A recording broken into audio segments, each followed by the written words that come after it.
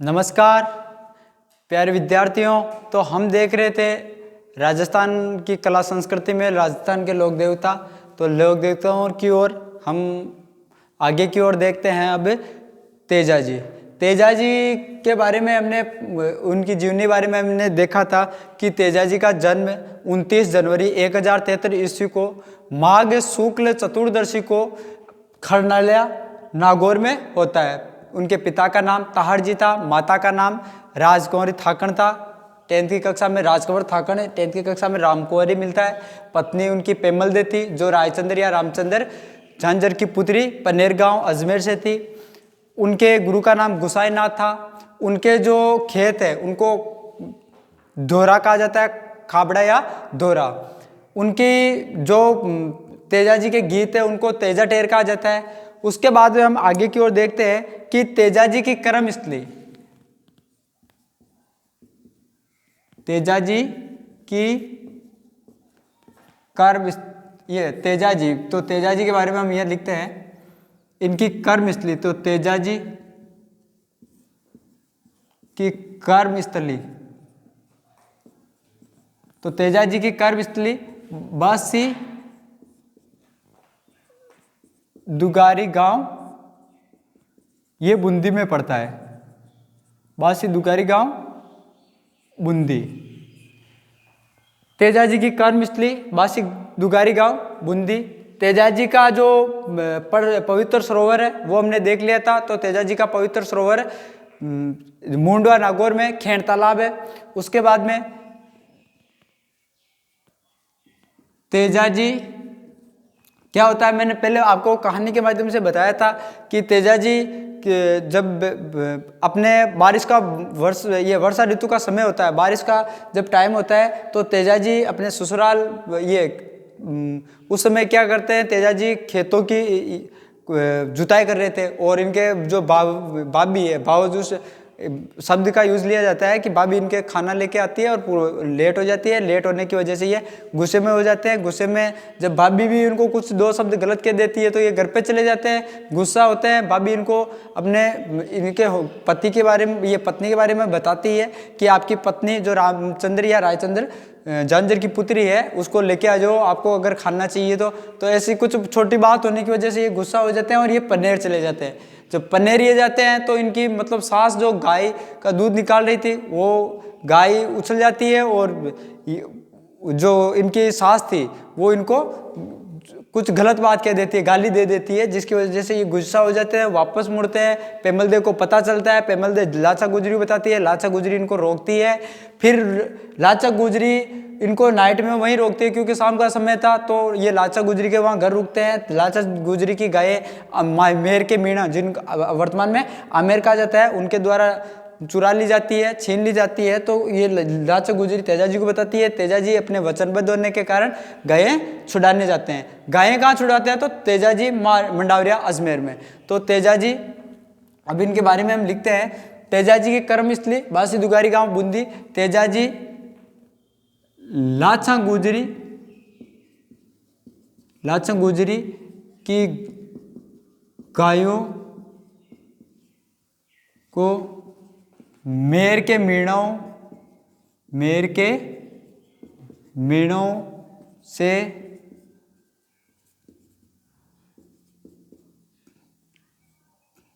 छुड़वाते हुए मंडावरिया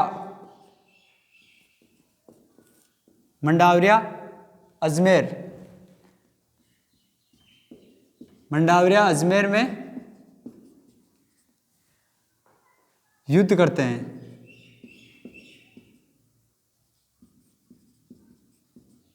तथा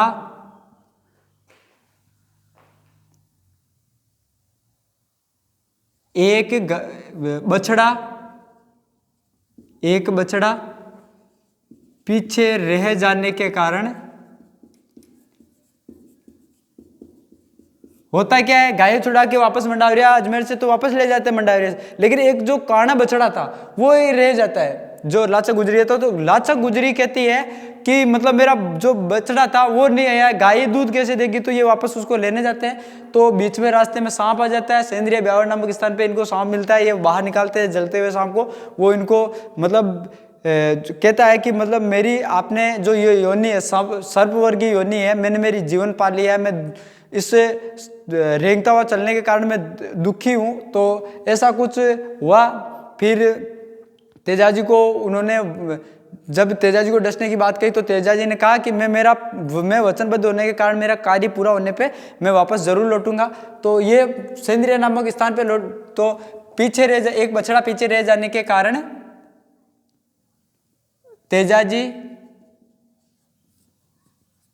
पुनः बछड़े को लाने जाते समय सेंद्रिया ब्यावर नामक स्थान पर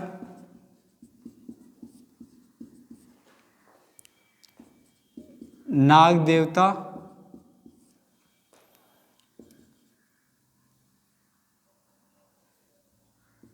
को जलते हुए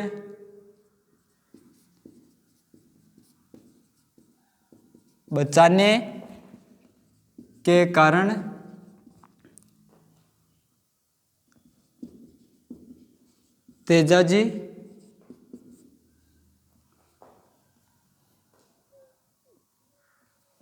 तेजाजी लाचा गुजरी की गायों को मेर के मीणों से छुड़वाते हुए मंडारी अजमेर में युद्ध करते हैं। यहाँ से वापस गायें ले जाते हैं। पुणे बछड़ा पीछे रह जाने के कारण वापस तेजाजी जाते हैं। तो जब तक ये क्या होता है, मंडारिया अजमेर से जो बाकी मीणत है वो सेंद्रिय पहुंच जाते हैं। सेंद्रिया ब्यावर में पड़ता है। वर्तमान कौन सा जिला है? ब्यावर नामक स्थान पर नाग देवता को जलते हुए बचाने के कारण तेजाजी को क्या करते हैं, वो श्राप देते हैं, वरदान देते हैं, वरदान देते हैं तथा तेजाजी बछड़े को पुण्य लाचा गुजरी को संभला कर, लाचा गुजरी क्योंकि युद्ध में जी जाते हैं, गुजरी को लाकर नाग देवता की बांबी पर पहुंचते हैं। बांबी बोलते हैं बिल को, ठीक है, पहुंचते हैं। या मतलब से तो तेजाजी को सांप कहाँ डसता है? तेजाजी को सेंद्रिया ब्यावर, सेंद्रिया ब्यावर में नाग डसता है। ओके, इनको वहाँ जो मुख्य इनको क्या होता है, तेजाजी को सेंद्रिय ब्यावर में नाग डसता है। पुणे वहाँ से ये चलते हैं। इनके जो परिस्थिति जो स्थिति थी, अब होता क्या है कि तेजाजी को सांप डसने से मना करता है क्योंकि इनके पूरे शरीर पे खून से लथपथ था। तो इनकी दो जगह थी, हथेलियाँ और जीभ। तो बाद में क्या होता है कि जब तेजाजी को नाग देवता मना करते हैं तो तेजाजी वचनबद्ध होने के कारण पीछे हटे नहीं और उनको डसने के लिए बोलते हैं। अपना भाला जमीन पे गाड़ते हैं और सर्प को ऊपर चढ़ने के लिए बोलते हैं और अपनी जीभ के डसवा लेते हैं। तो तेजाजी का सेंद्रिय ब्यावर में नाग डसता है, नाग डसा। अब देखो फिर क्या होता है, तेजाजी वहां से चलते हैं, जो सर्प था वो उनकी जेब पे ही था। ये वापस आते हैं, सुरसुरा से पन्नेर जा रहे थे। तो बीच में रास्ते में सुरसुरा में जो तालाब आता है उसकी पाल पे चल रहे थे। जो सुरसुरा जो पहले तालाब था तो वहाँ महिलाओं ने देख लिया। आज भी वर्तमान में यही कहते हैं कि जब कोई जैसे किसी के घर में तेजाजी निकलते हैं, मतलब जो सर्प के रूप में निकलते हैं, तो वो महिलाओं के देखने पश्चात वो अपना रंग काला कर लेते हैं। क्योंकि वो उस समय यही हुआ था कि महिलाओं ने देख लिया, वहाँ से ये घोड़ी से गिर गए थे। क्योंकि महिलाओं के ऐसे कुछ शब्द थे जिनकी वजह से ये मतलब घबरा से गए थे, जो भी है। लेकिन ये आगे देखो, तो तेजाजी को तेजाजी की निर्वाण स्थली सुरसुरा अजमेर है, जहां 23 अगस्त 1103 को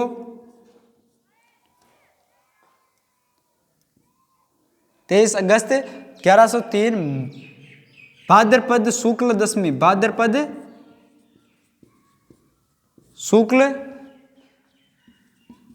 दशमी को तेजाजी को निर्वाण की प्राप्ति हुई।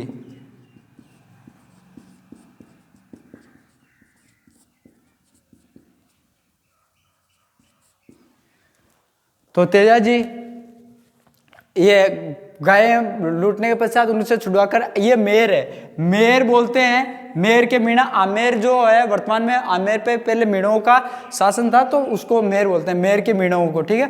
तो तेजाजी की निर्वाण स्थली सुरसुरा अजमेर में है, 23 अगस्त 1103 भाद्रपद शुक्ल दशमी को। तो तेजाजी का मेला, तेजाजी का मुख्य मेला, तेजाजी का राजस्थान में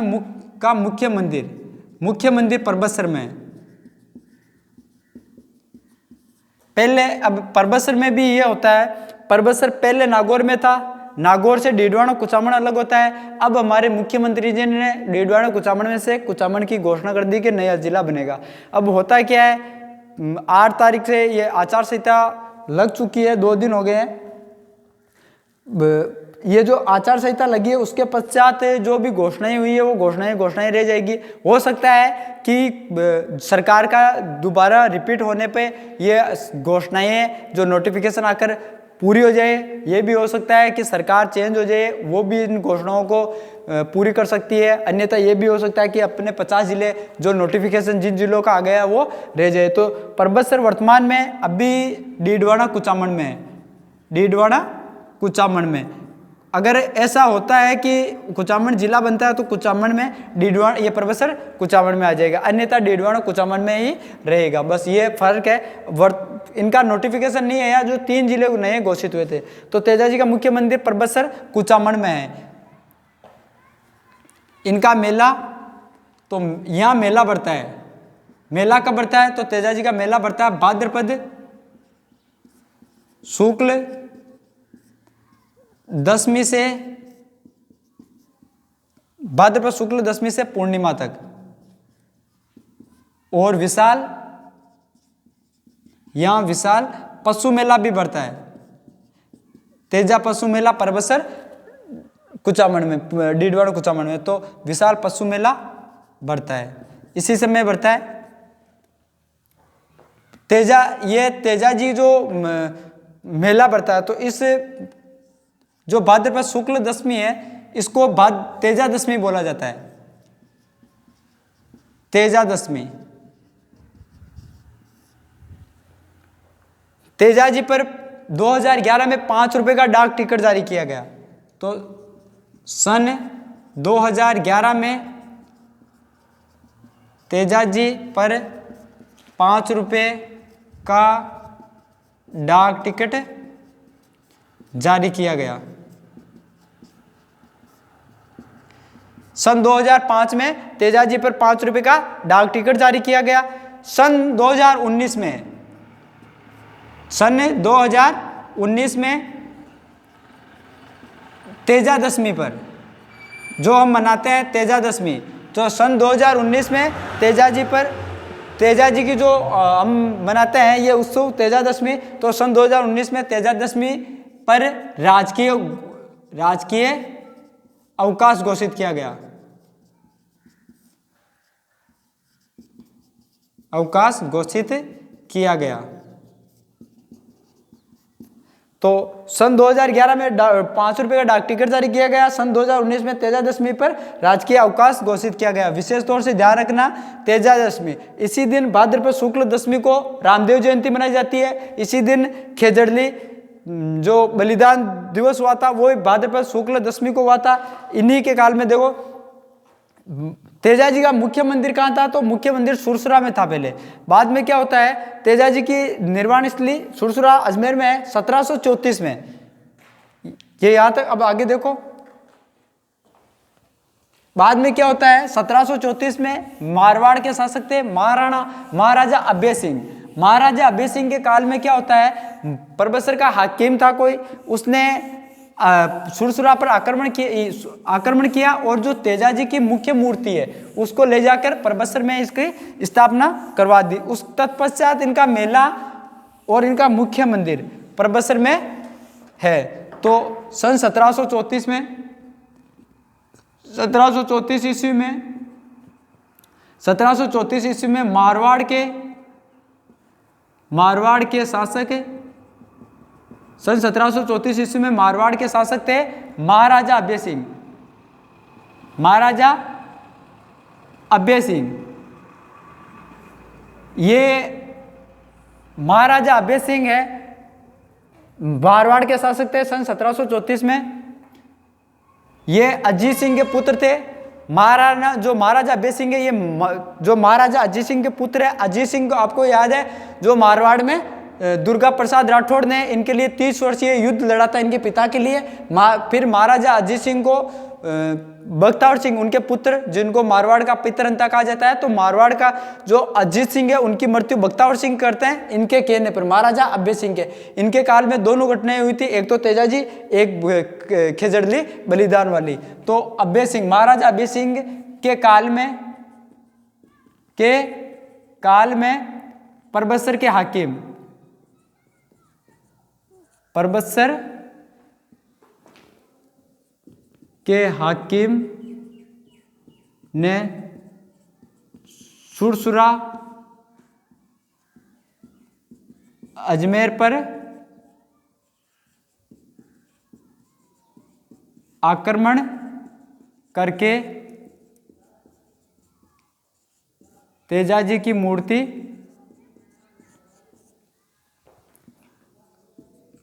परबसर ले जाकर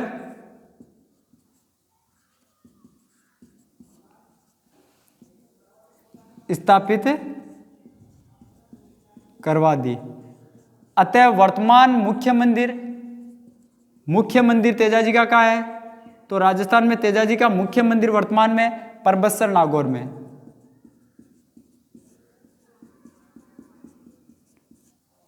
मेला तो तेजा दशमी पर, भाद्रपद शुक्ल दशमी को, भाद्रपद शुक्ल दशमी से पूर्णिमा तक जो पशु मेला भी, विशाल पशु मेला भी बढ़ता है, ये आपको ध्यान रखना है। उसके बाद में तेजाजी की फड़ का वाचन करते समय रावण हत्ता वाद्य यंत्र का प्रयोग किया जाता है। ये नागौर नहीं है, परबसर डीडवाना कुचामन।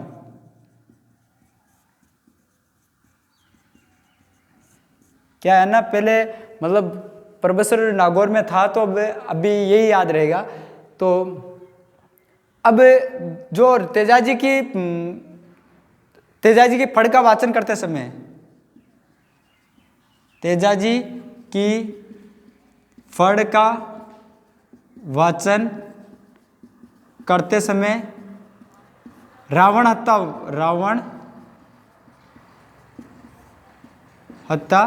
वाद्य यंत्र का प्रयोग किया जाता है,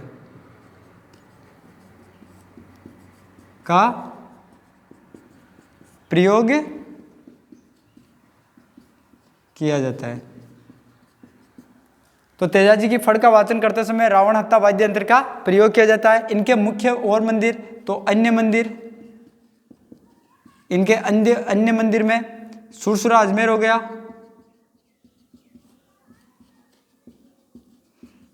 एक आपके परबसर नागौर या परबसर डीडवाना कुचामन हो गया, एक भावता अजमेर हो गया।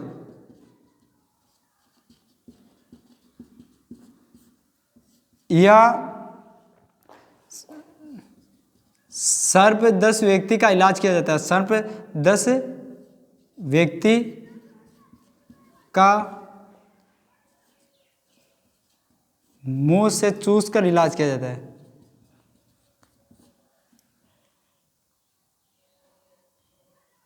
सर्प का जहर निकाला जाता है।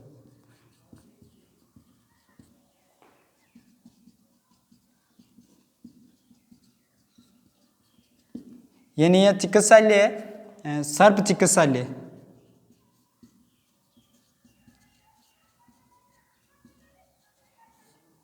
उसके बाद में शहरिया जनजाति, जो शहरिया जनजाति है वो तेजाजी को अपना आराध्य देव मानती है। शहरिया जनजाति, शहरिया जनजाति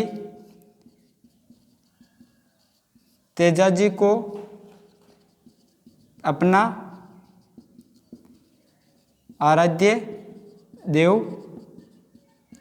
मानती है, आराध्य देव इष्ट देव मानती है। ठीक है, तो ये हो गया अपना तेजाजी। तो तेजाजी के बारे में, तेजाजी का जन्म कब हुआ, इनको निर्वाण कब प्राप्ति हुई, इनको कैसे तेजाजी को प्राप्ति हुई। भाई ये गायें मेर के मेढ़ाओं ने इनकी गायें चुरा ली थी, लाचा गुजरी की, तो उनको वचनबद्ध होने के कारण उनकी गायें छुड़ाते हुए इन्होंने जो बछड़े को लेने गए थे, रास्ते में इनको सर्प मिलता है। जो सर्प है जो सर्प ने इनको वरदान दिया, वरदान देने के तत्पश्चात वे वापस वचनबद्ध होकर वहाँ लौटते हैं और इनको सर्प डसता है और फिर ये सुरसुरा में आकर अपना जो इनको निर्वाण प्राप्त होता है। 1734 में फिर सुरसुरा से इनकी मूर्ति को प्रबसर ले जाया जाता है हाकिम के द्वारा। वहाँ वर्तमान में इनका मुख्य मंदिर है और इनके अन्य मंदिर तो सुरसुरा अजमेर में, भावता अजमेर में।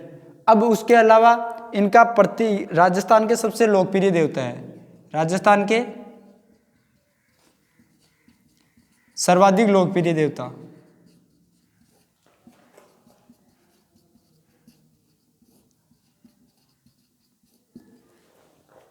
प्रत्येक गांव में इनका मंदिर मिलता है तेजाजी का। इसके अलावा अब रह गया थोड़ा सा पहले पढ़ना चाहिए कि तेजाजी के उपनाम, तेजाजी के उपनाम कौन कौन से हैं। तो तेजाजी को काला बाला का देवता कहा जाता है, तेजाजी को काला बाला का देवता कहा जाता है। सर्पों को से रक्षक,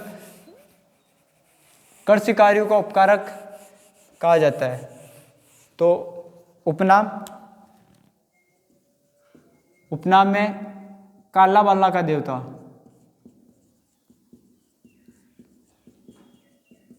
देवता कर शिकारियों का उपकारक देवता,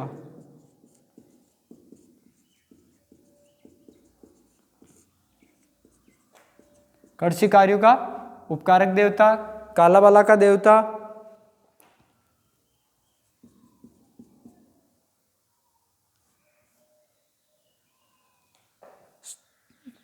तेजाजी को काला बाला का देवता, कर शिकारियों का उपकारक देवता,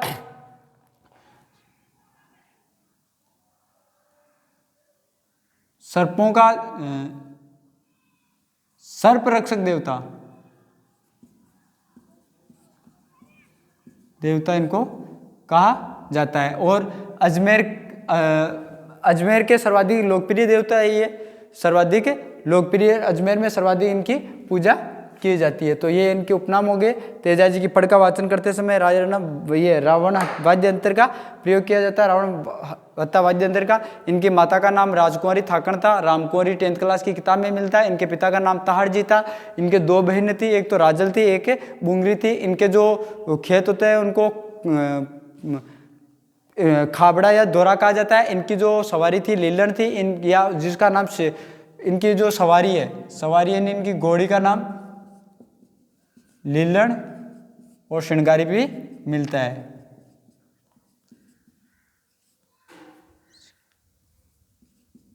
श्रृंगारी। इनके जो गुरु थे, गुरु का नाम गुसाईनाथ था। इनके गुरु का नाम गुसाईनाथ जी था।